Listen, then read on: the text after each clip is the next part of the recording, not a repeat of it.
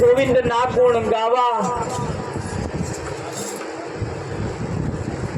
હળી મળીને સંસારમાં રહી અને પરમાત્માના ગુણગાન ગાવા અને હળી મળીને ગાવાના છે વિઠ્ઠલ.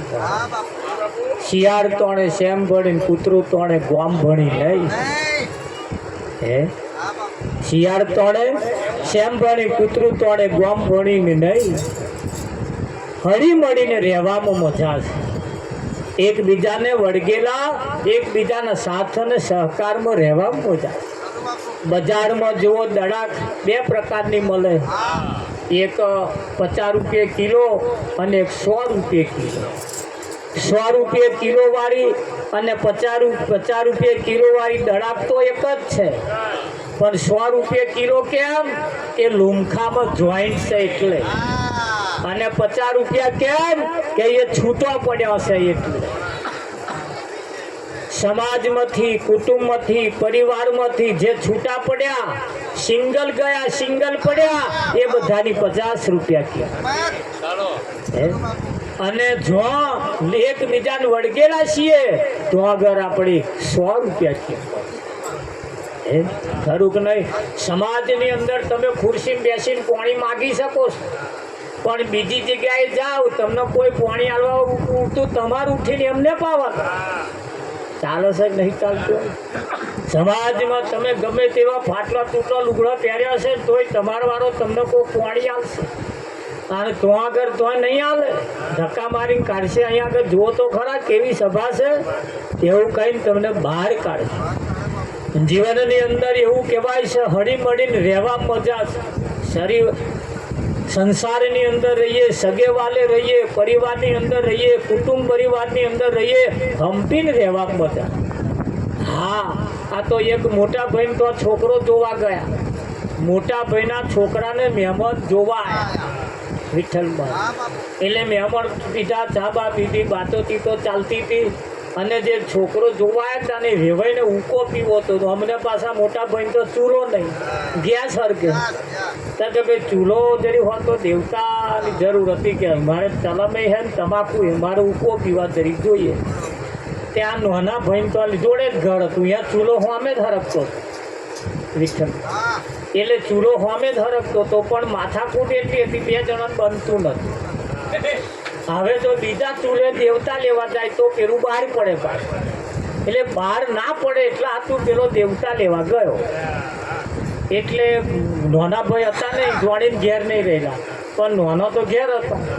એટલે બૂમ પાડી છે ઘરમાં કોઈ કે હવે મોટા ભાઈ આવો, શું કામ હતું? એ થોડાક વ્યવહારિક હતો એટલે મોટા ભાઈ ગયા, બાકી શું કરવા આવ્યા તો એવું વિઠ્ઠલ. અને એવું ના કે એટલે આ તો મોટા ભાઈ કેમ આવ્યા કે દેવતા લેવા આવ્યા. કે જેમ દેવતાની જરૂર પડી કે મહેમાન આવ્યા છે એટલે કે મહેમાનને ઉકો પીવો છે, મારે દેવતા નહીં, તમારી જોડે દેવતા છે એટલે કે હરક તો ચૂલો જોઈને હું આવ્યો છું દેવતા લેવા. તો કે દેવતા આલો. તો કે છોકરાને જોવા આવ્યા છે તા કે હોય કે કયો પેલો વાયુ ચડે એને તે ઉકો પીવા વાળા વેવાઈ હોંભરી ગયા, ઉઠીને જતા રહ્યા. ઓ બાપા કે હાલનો જ વેવાઈ વાયુ ચડે વિઠ્ઠલ. રાગે પડતો તોય ના પડવાથી. આપણે આવું ના રાખીએ, હળી મળીને રહીએ. ભજન એ ખાલી ગાવા બજાવવા પૂરતું નથી. ભજન ખાલી બજાવવા, ખાલી ગાવા બજાવવા પૂરતું નથી. સમજદાર કો જેમ ઈશારા કાપી છે એમ ભજન સમજવા જેવું. ભજન શું કહેવા માંગે? ભજનથી સારા સંસ્કારોનું સિંચન થાય. રાવણ પાસે અઢળક જ્ઞાન હતું, એની કોઈ વાતે ખોમી નથી. 14 દેવતાઓ એના ઢોલીએ બોધેલા હતા. વિધિ લેખ લખવાવાળી તમારી ઘેર બાળકનો જન્મ થાય તો રાવણને વિધિ પૂછવા જાય કે વિઠ્ઠલના છોકરાના લેખ કેવા લખું? પૂજારીના છોકરાના લેખ કેવા લખું? રાવણ કે એવા લેખ લખાતા. આવા બધા ઢોલીએ દેવતાઓ બોધેલા હતા.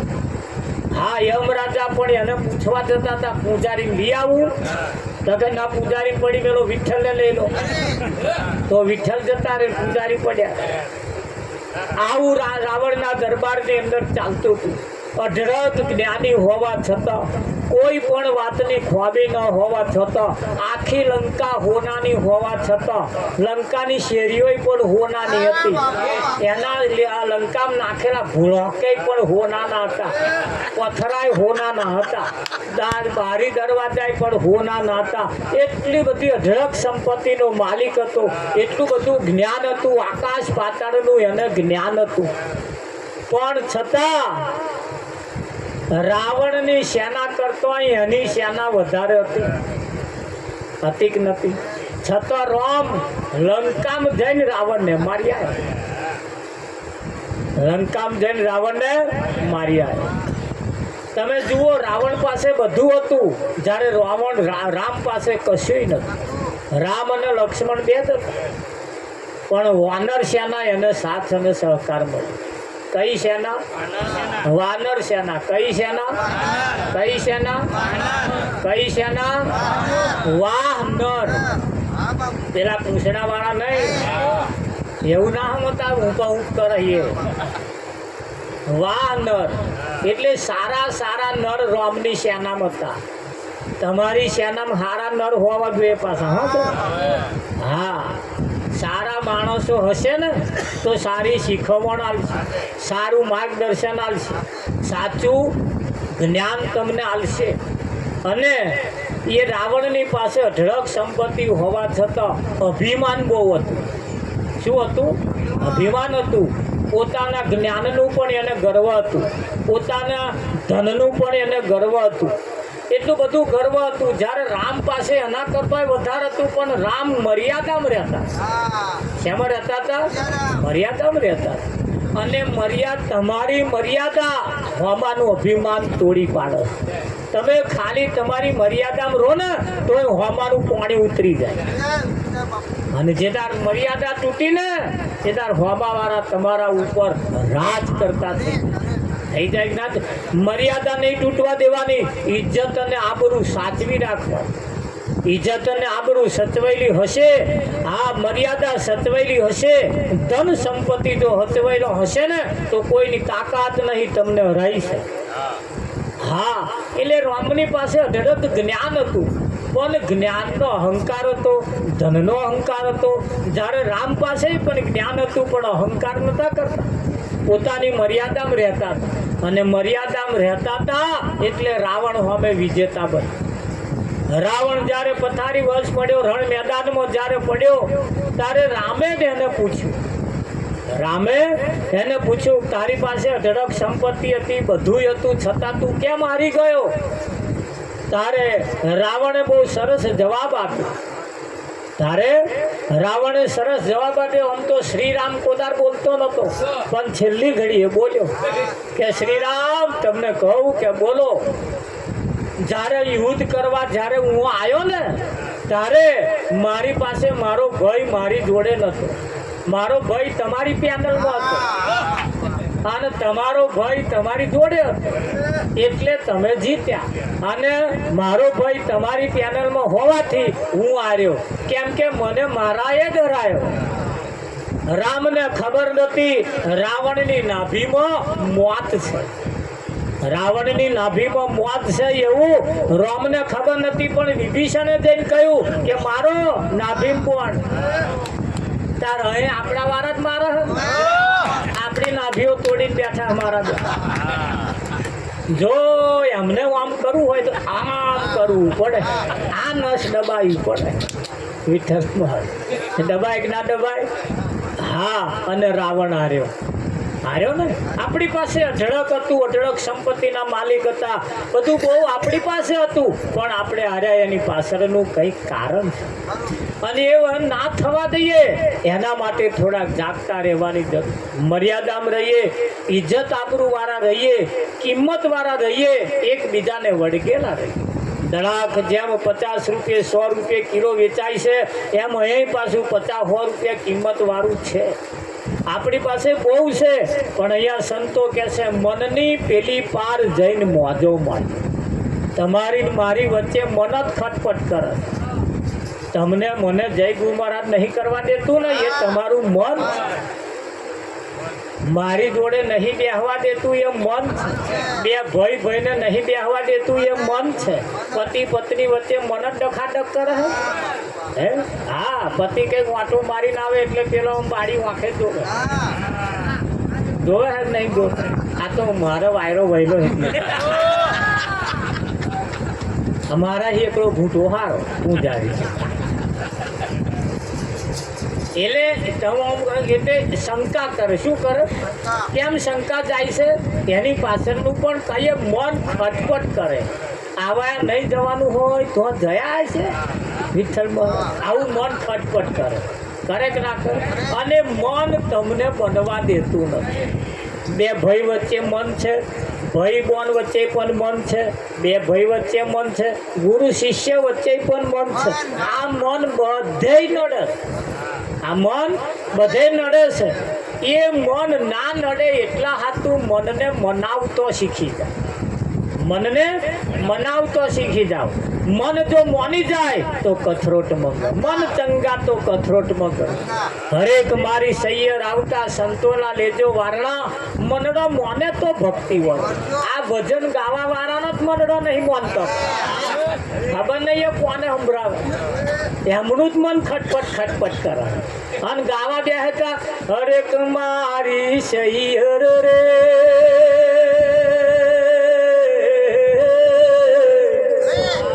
એવા આવતા સંતો ના લેજો વારણા રે.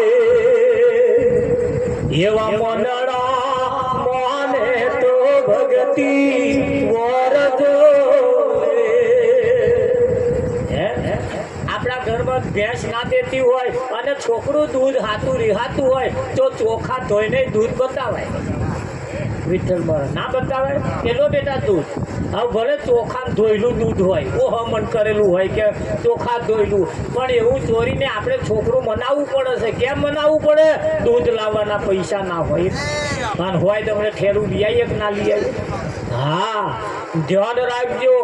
વિજ્ઞાનનું કહેવું એમ છે 2040 સુધી 60-70% લોકોને કેન્સર થવાનું. બજારમાં ડુપ્લિકેટ દૂધ આવવાનું ચાલુ થઈ ગયું છે. 60,000 લીટરની જરૂર છે તો 14,000 લીટર દૂધ આવે. બીજું બી દૂધ કઈથી આવતું હોય છે? એટલે કોથળીઓનું દૂધ ખાતો મોર 100 વખત વિચાર. હું તો બકરું રાખો છે, ચોખ્ખું દૂધ ખાવાનું મન. આ તો તમને કેમ આ બકરું કેમ કહું છું? મારા વિડીયો બધા સાંભળે છે એટલે તમે એકલા સાંભળો એવું નહીં. અહીં બધા કેટલાય સાંભળે. આ બધા સમાજવાળા સાંભળે. જેને ભેંસ રાખવાની ટેવડ નહીં, વખત નહીં, બાંધવાનો નહીં, એવા બકરું રાખે એવાય છે પાછા. એટલે કહી દઈએ આપણે એવા બધા બકરું રાખે. આપણે તો ભેંસ રાખતા રહેજો અને જે થાય. અને છોકરો સ્કૂટ થાય એવું કંઈક કરતા રહેજો. કહેવાનો મતલબ માર્કેટની અંદર બહુ બધું ડુપ્લિકેટ આવી ગયું. હમણાં પનીર પકડાયું ડુપ્લિકેટ. આપણે બજારમાં લાવીને એનું શાક બનાવીને ખાતા. એટલે વિજ્ઞાનનું કહેવું એમ છે 2040 સુધી હમણે બનાસકાંઠાની એક નિશાળીની અંદર તપાસ કરવામાં આવ્યું. 25 છોકરાને કેન્સર નીકળ્યું. હજુ તો ભણતો 25 છોકરાને કેન્સર નીકળ્યું બનાસકાંઠાની અંદર. તપાસ કરતો ખબર પડી કે 25% છોકરાને કેન્સર કેમ થયું? તો બજારમાં જે પડેકો મળે છે એ પડેકો જે લાઈ જે મા બાપ ખવડાવે છે એના છોકરાને પણ કેન્સર થાય છે. એટલે જાગતા રહેજો. આપણે આપણા છોકરાને સવારમાં શીરો ખવડાવીને ફેરવીએ છે. ઘરનું અનાજ ખવડાવીએ, ઘરનો ખોરાક ખવડાવીએ તો કેન્સરથી પણ આપણે બચી શકીએ છીએ. બધા બહુ જવાબદાર છે. અને એક જવાબદાર નથી, તમાકુ એટલું જવાબદારી છે એવું નહીં, બધું બહુ જવાબદાર છે. એટલે જાગતા રહેજો. તમને બધાને એમ થાય કે કદાચ આ ભગતડાને આ બધું શું વળી માહિતી આવતો છે, પણ બજારમાં અમે જોઈએ છીએ એ તમને અમે કહીએ છીએ. કેમ કહીએ છીએ કે રડતો રડતો જ્યારે અમારી પાસે આવે છે, અમે એમની જોવા જ્યારે જઈએ છીએ, જ્યારે દશા બગડે છે, ઘરો જ્યારે તૂટે છે ત્યારે આપણને દયા આવે છે. એટલે અત્યારે અહીં આ થોડો કમરો મેલેલો હોય તો વળી પડ્યો કોમમાં આવે કે ના આવે? હા, હવે જાગ્યા ત્યાંથી સવાર. ચલો, ભગવાનનું તમારે શું કામ છે એ એને કણ પાણી વરાવવું, એને કણ પારીઓ બંધાવી, ડોબો દોડાવવો હશે, શું કરાવવું સાહેબ? તમે જેને જોવા માંગો છો ને એક જ વખત જોવા મજા છે, વારંવાર જોવા મજા નથી. અને એક જ વખત જોઈને લાયા છીએ, નહીં પસ્તાય આપણે વિઠ્ઠલ પણ પેલા લાઈન પછી શું કરવાનું? સારું, હવે જોવા ના દેશો કોઈ, એને ઓળખી લેવાની જરૂર. તો ઓળખવા માટે સંતોએ કહ્યું છે, એ રામ સૃષ્ટિનો સર્જનહાર, એને તમે ઓળખી લો. રામ સૃષ્ટિનો સર્જનહાર, એને તમે ઓળખી લો.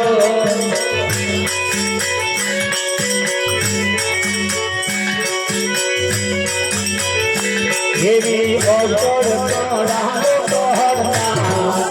એને તમે ઓળખી લો. એવી અગર એને તમે ઓળખી લો.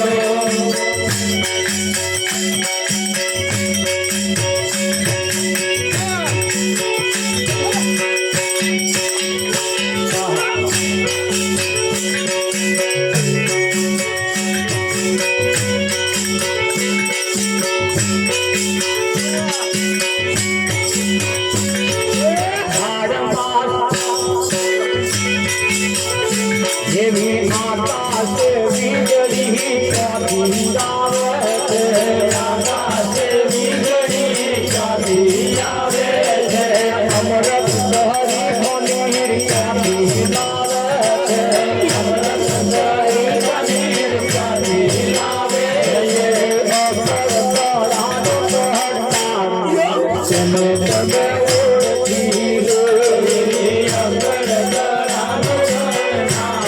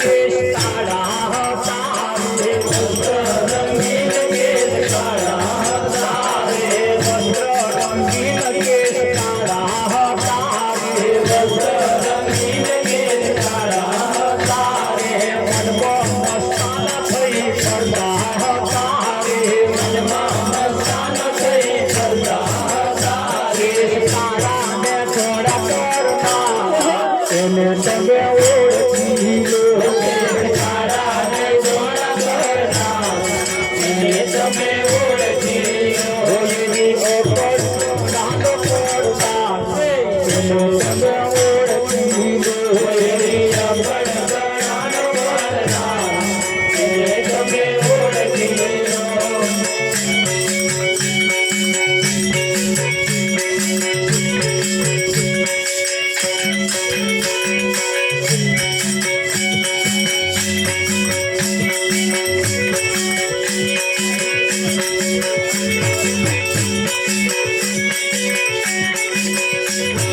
હાડ માસ રુધિર વચ્ચે દૂધ ભર્યું છે હાડ માસ રુધિર વચ્ચે દૂધ ભર્યું છે હાડ માસ રુધિર વચ્ચે